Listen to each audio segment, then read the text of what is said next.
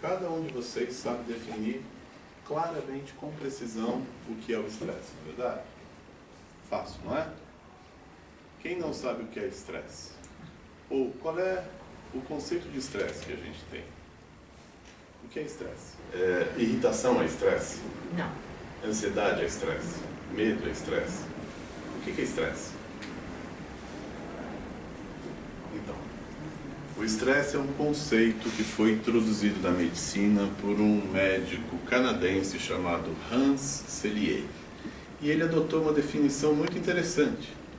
Ele escreve lá uma frase, né? Estresse. Vocês estão vendo a frase aqui? A gente vai trabalhar bastante com a imaginação. Estresse. Resposta emocional. Resposta emocional, vocês sabem o que é? A uma situação de ameaça. Pronto. Está definido o estresse. Entenderam? Então eu quero construir uma situação de estresse. Usando a imaginação, claro.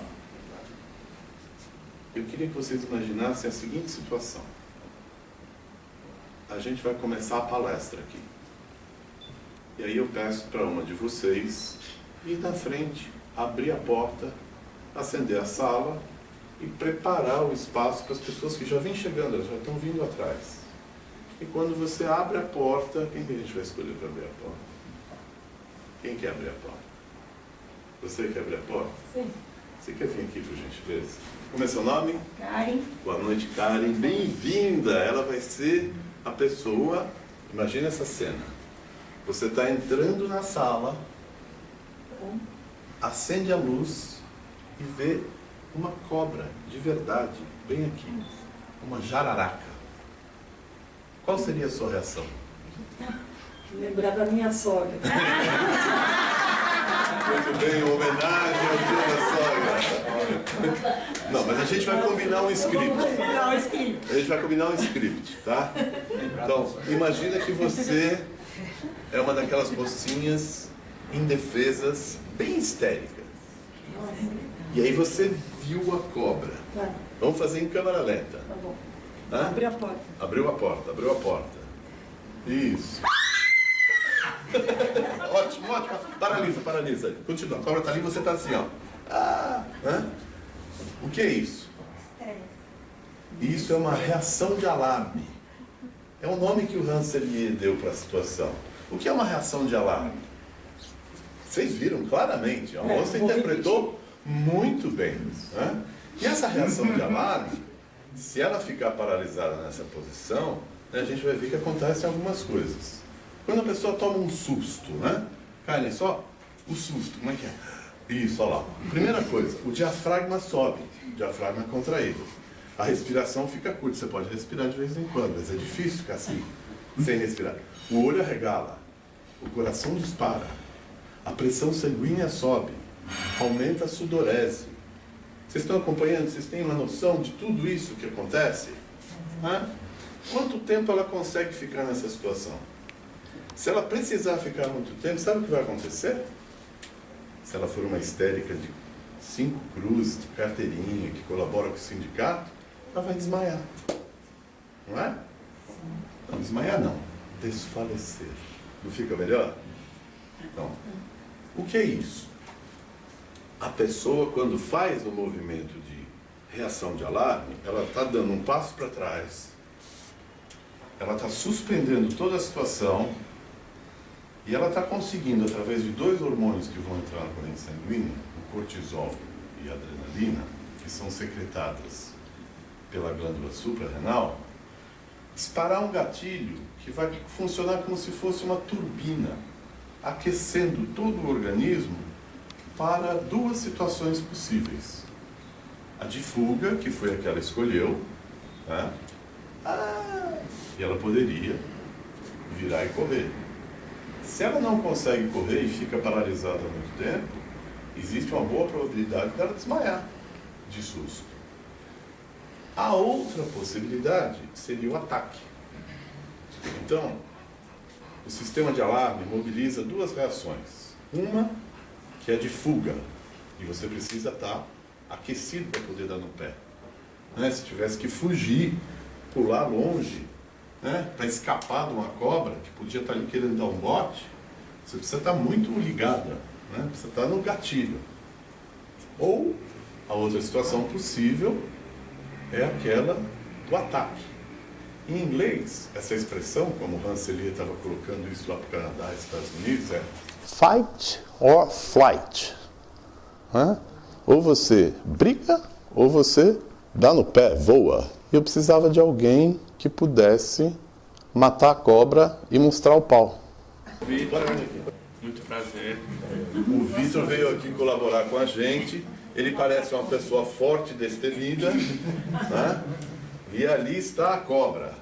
A sua colega deu um grito e você veio correndo ajudá-la. Imagina que tinha ali, escondido atrás da porta, um cabo de vassoura. E você vai pegar aquele cabo de vassoura e vai detonar a cobra, de preferência dando uns bons berros, xingando bem ela. Palavrões não são bem-vindos, mas você pode, por favor, entre em cena aí. Vai lá. Deixa que eu te protejo aqui. Toma, sua maldita danada. Não, primeiro você está rindo muito, você tem que ficar muito bravo. Fica muito irado, muito nervoso. Isso, é o Hulk, é o Hulk. Maldita, morre, desgraçada. Como é que você está se sentindo? Bem, Dá um calorão? dá. Né?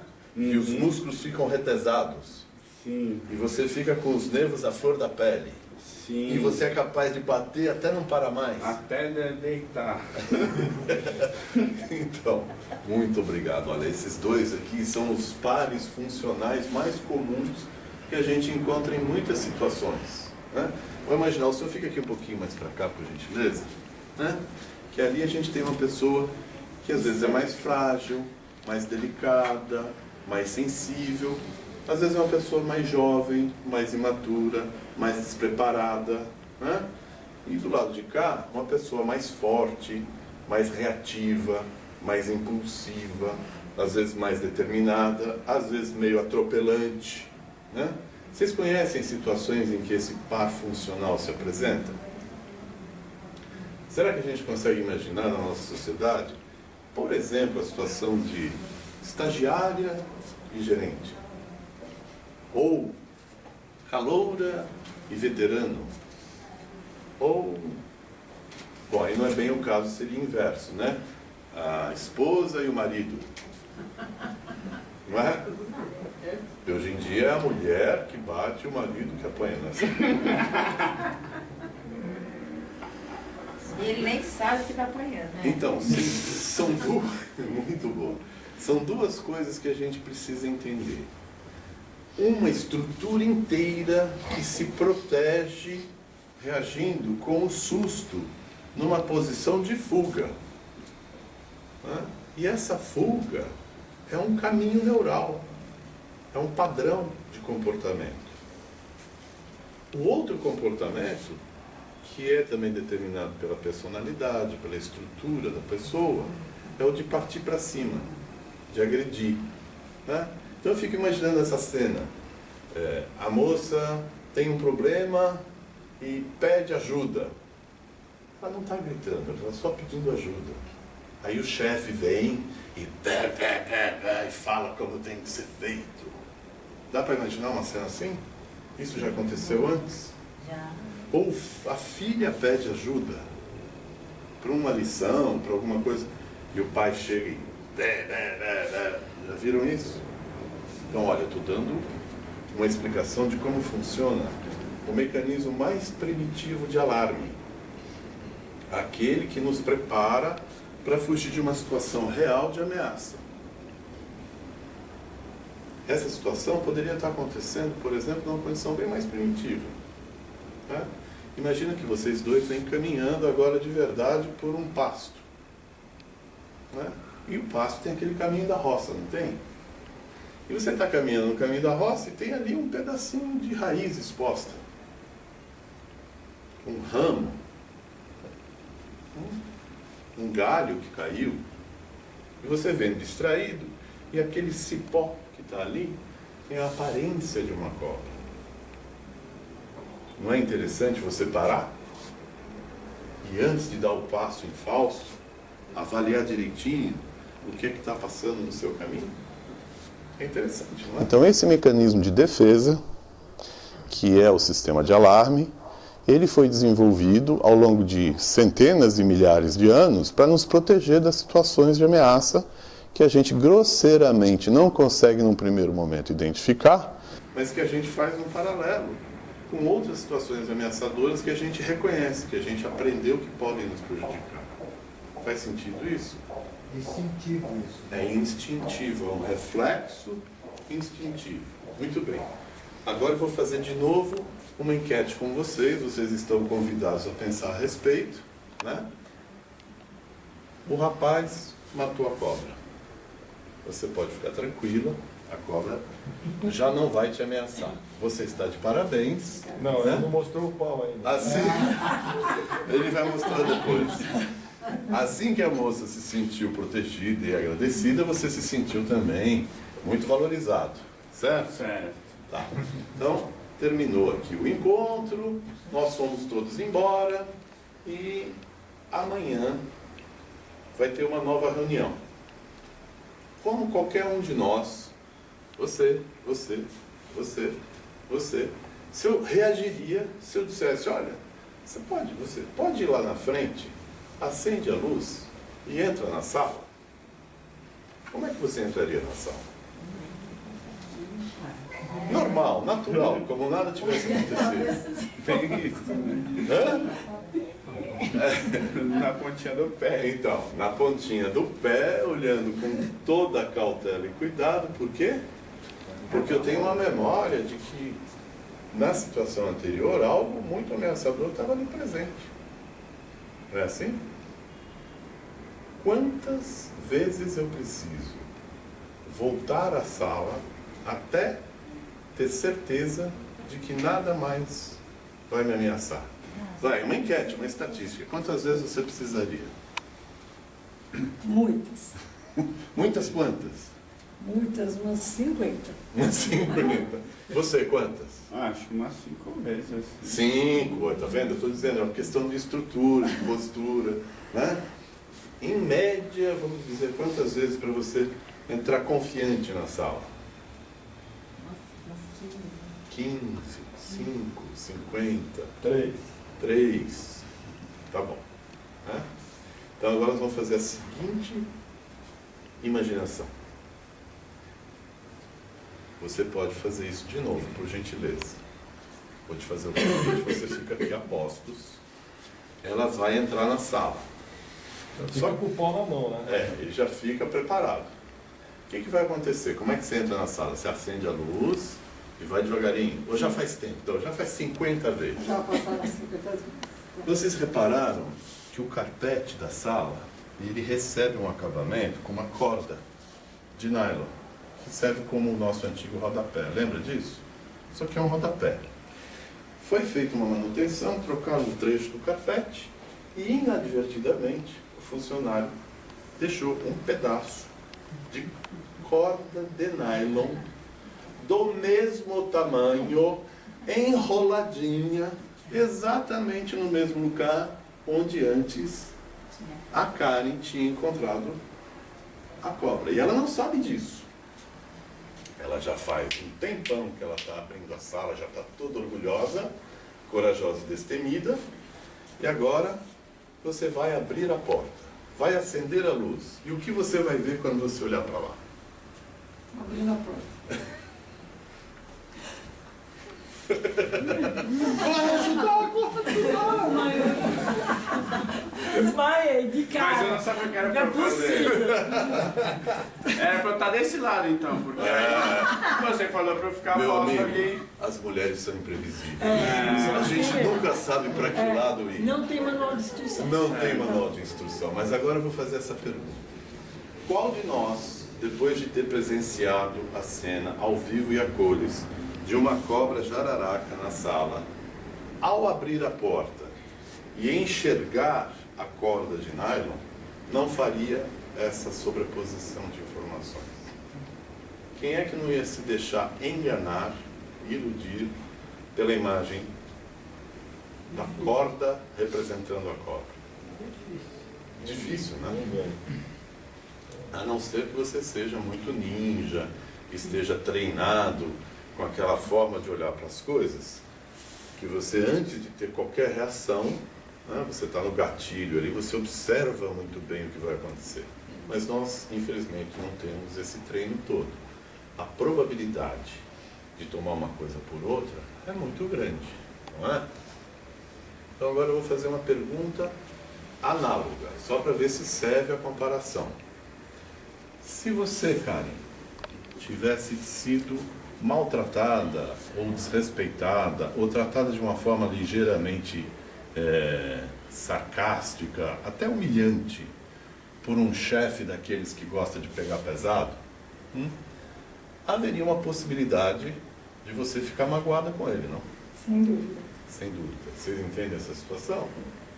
Então, quantas vezes você precisa entrar na sala de reunião com ele? Né? 50? 15? 5? Antes da sua mágoa ir embora? Pode pedir demissão? Pode, né? Claro que pode, né? Então, essa situação se repete, ainda que a gente tenha sido treinado filogeneticamente para reagir a situações de um campo, de uma mata, onde uma ameaça real estava colocada, essa situação se apresenta no dia a dia.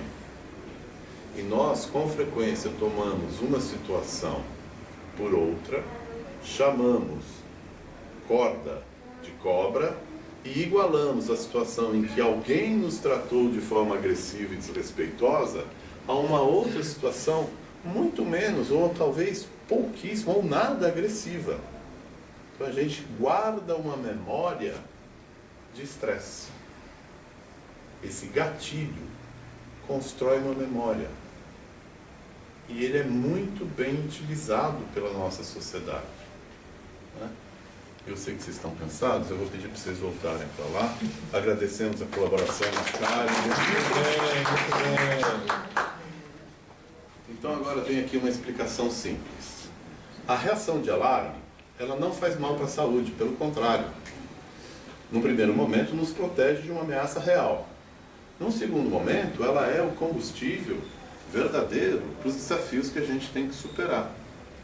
Então, quando a gente é pressionado por um prazo, ou desafiado por um projeto, ou tem alguma meta, que pode ser até uma meta de estudo, ou uma meta de esporte, né? A gente tem uma quantidade de estresse, diante da qual a gente se sente capaz de responder adequadamente. E uma vez superada aquela situação de desafio, não só a gente fica contente, por favor, pode entrar. Não só a gente fica contente, como se sente muito bem com a situação. Porque essa adrenalina, esse cortisol e esses outros hormônios que foram colocados na nossa corrente sanguínea, ativaram a nossa atenção, nos deixaram despertos, nos deixaram aquecidos para os desafios. O problema está na continuidade da exposição ao estresse. Quando a gente, sem ter consciência, identifica em situações outras ameaças semelhantes àquelas que a gente viveu. Então a gente pode dizer que a gente fica, às vezes, traumatizado. É isso mesmo. Né? E agora eu vou explicar a parte que para mim é a mais apaixonante, me fez estudar, eu que sou psicólogo clínico, com mais atenção e mais profundidade a reação de estresse. Por quê? A resposta de alarme é positiva. Por favor, entre. A resposta de alarme é positiva, mas tem dois outros estágios de estresse que nos levam à doença. Então, a segunda fase a gente chama de síndrome de adaptação geral. A gente se vê numa situação de estresse, mas ao invés de se sentir liberado e aliviado pela solução daquela situação, nós continuamos nos sentindo pressionados e ameaçados. O que acontece? Alguns órgãos vão continuar dando suporte àquela situação. Vocês lembram quando a Karen estava aqui, que ela ficou assim, ó. Ela não conseguia mais respirar. Então ela vai ter que se adaptar àquela situação. Ela falou, eu posso pedir demissão? Eu falei, puxa, não dá, a prestação do carro ainda falta 36 meses para pagar. A escola do filho está atrasada, você fica aí mais um pouquinho trabalhando. Como ela vai fazer? Ela vai trabalhar, mas ela vai chegar na empresa, né, tipo Walking Dead, vocês já viram? Não na empresa que vocês trabalham, naquela outra empresa do outro lado, tem gente que parece que está meio zumbi.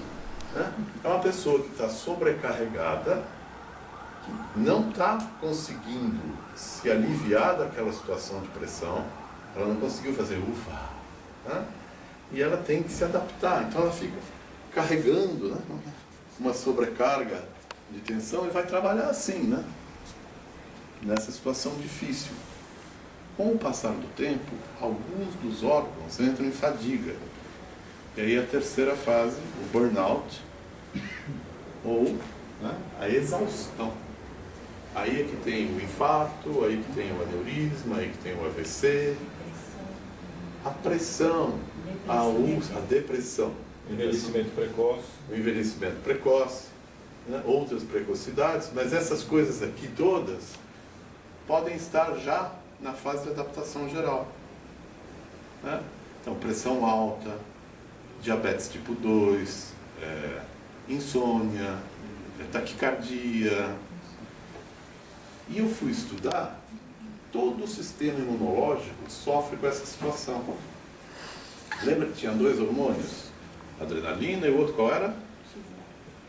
O cortisol. O cortisol é o grande vilão. Porque ele tem 2 funções fundamentais no metabolismo original.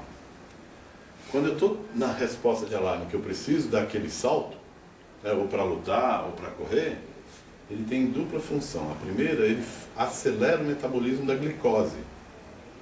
Então ele põe todo o açúcar disponível para aquela ação. E a segunda, ele tem um efeito anti-inflamatório. Ele protege os tendões, a musculatura que vai ser sobrecarregada com os movimentos de luta ou de fuga, ou até as inflamações, por gentileza, pode entrar, as inflamações com arranhões, com mordida. Mas você sabe o que acontece com quem toma cortisona? Incha. E qual a diferença do cortisol, o hormônio metabolizado pela medula da suprarrenal, e a cortisona, os corticoides ou corticosteroides que a gente toma medicamentoso? Nenhum. Então o que acontece? Se eu não consigo me liberar da situação de estresse e vou continuar sofrendo com as tensões, o cortisol vai ficar presente e aí tem obesidade, inchaço, retenção de líquido, insônia, dor nas juntas e articulações. E uma coisa que é muito grave, esse sequestro do açúcar, ele continua fazendo de uma forma descontrolada, e aí que vai dar diabetes 2. E você sabe que a gente precisa de muito açúcar para sinapses neuronais? A gente precisa de muito ATP. Eu ouvi dizer, né? Depois a gente pode pesquisar, tem médicos presentes, mas a gente pode pesquisar no Dr. Google, que geralmente fala muita bobagem, mas às vezes acerta, né? Que mais de 60% do nosso metabolismo de açúcar é usado pelas sinapses neuronais. Dá para acreditar? Agora imagina o efeito do mau funcionamento das suprarrenais, que podem entrar em estafa, sequestrando açúcar e jogando para musculatura e para juntas e não deixando o cérebro trabalhar. O cortisol também é tóxico, né? Aquela sensação de tontura, de curva, muitas vezes é pelo cortisol. Ele prejudica a memória. Então quando a gente está nervoso, está estressado, a gente não sabe onde guardou a chave, qualquer coisa assim, né? Então a gente precisa entender que existe uma necessidade muito grande de terminar essa fase de ameaça, de susto, e chegar numa situação de alívio. Ufa! Né? E a gente precisa terminar a palestra também, então a gente precisa chegar numa situação de alívio. Ufa! Né? Como que a gente faz para soltar as tensões do dia a dia? Como a gente se alivia do estresse? Ideias, sugestões. Agradeço colaborações. Respirando, meditando. Muito ginástica. bem, respirando, olha lá. A Karen estava parada aqui, né? O primeiro movimento mais forte dela foi... Né? Ó aqui, ó, angústia, ó. Angústia. Ansiedade, ó. Ansiedade. Né? Você consegue estar ansioso, angustiado? Ah, sim? Impossível, né? Então, o que a gente faz? Respira fundo. O que é a yoga? O que é a meditação? O que é o trabalho da yoga, da meditação e de outras técnicas de relaxamento? O que ela faz? Yoga é uma palavra que vem de um radical sânscrito, yug. Tem gente que fala yoga, e ao invés de yoga, é porque jugo, o colar de madeira que junta a parelha de bois no carro de boi. Em português é jugo. Sabe, sob o jugo do tirano? Subjugar é colocar aquele colar de madeira. Na Índia, eles diziam que a gente precisava juntar os dois bois, a mente e o corpo, através da respiração, a yoga. Não é interessante isso? E por que juntar a mente e o corpo? Agora vem o ponto que eu acho o máximo. Quando a Karen fez o movimento dela assim, ó, ela pode até desmaiar, ela deixou toda a referência no objeto que é a ameaça. Ela esquece de si. Ela não tem mais sensação corporal. Toda a atenção dela está voltada para fora. Ela perde referência das próprias sensações. A yoga e a respiração, relaxe, respire profundamente, preste atenção na sua respiração. O que acontece? A sua atenção volta para o teu corpo. E quando a sua atenção volta para o teu corpo, toda a sua estrutura metabólica recebe um feedback. Ufa! A suprarrenal silencia, as endorfinas voltam, o seu batimento cardíaco diminui, você volta ao natural. Na nossa sociedade, perdemos há muito tempo a capacidade de referências próprias, de referências internas, de olhar para dentro, tentando sentir como está a respiração, o batimento cardíaco. Ou a tensão dos nossos corpos. Na verdade, olhar para fora procurando parâmetros externos passou a ser a marca da nossa cultura. E é engraçado que até para se distrair do estresse, a gente vai assistir filme de terror, ou de tiroteio e violência, ou de tragédia e catástrofe. Ou então a gente vai passear no parque e andar de montanha-russa. Não é assim? Não é? Às vezes, aquela serpente para a qual a gente está olhando, ela não é a serpente que ameaça. A gente conhece a serpente que seduz. Não é? Aquela famosa bíblica que vai dar o fruto. Então, a gente fica olhando, hipnotizado para tudo que está lá fora e nunca mais mesmo, volta a olhar para dentro.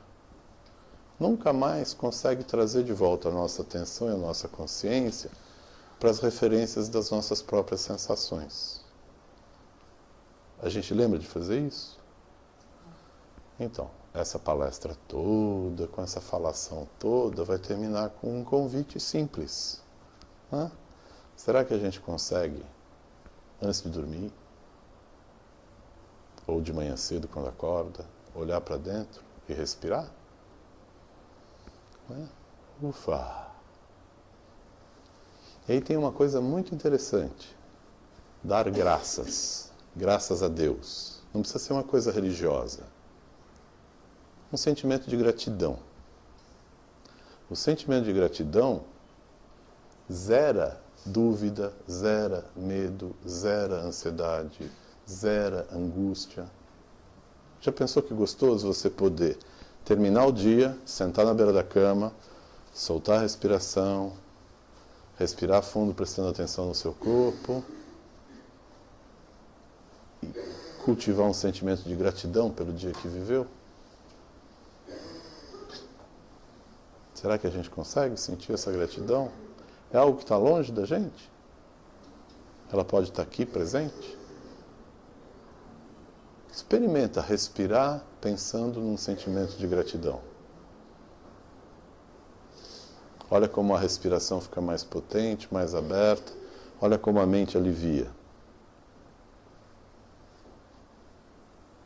Fica um pouquinho em contato com a sua respiração e um pouquinho em contato com o sentimento de gratidão.